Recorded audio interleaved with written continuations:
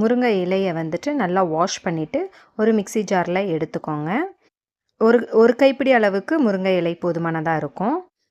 அதுக்கப்புறம் கொஞ்சமாக தேங்காய் எடுத்துக்கோங்க. தேங்காய் கட் பண்ணி நான் எடுத்திருக்கேன். நீங்கள் தேங்காய் பால் தனியாக ஆட் பண்ணாலும் ஓகே தான்.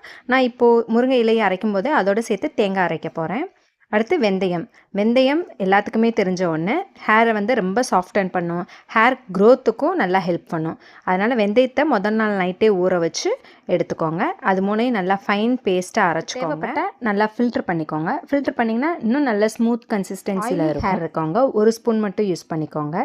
சப்போஸ் ட்ரை ஹேராக இருக்குது அப்படிங்கிறவங்க 2 table spoon castor oil use பண்ணி நல்லா மிக்ஸ் பண்ணி ஹேர் பேக் நல்லா ரூட்டில் இருந்து அந்த ஹேரோட எண்டு வரைக்குமே அப்ளை பண்ணலாம்.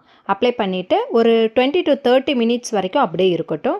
நல்லா ஊறின பிறகுமா எப்பவும் போல் நீங்கள் ஷாம்பூ போட்டு வாஷ் பண்ணிக்கலாம். இந்த வீடியோ உங்களுக்கு பிடிச்சிருந்தா லைக் பண்ணுங்கள், ஷேர் பண்ணுங்கள், கமெண்ட் பண்ணுங்கள்.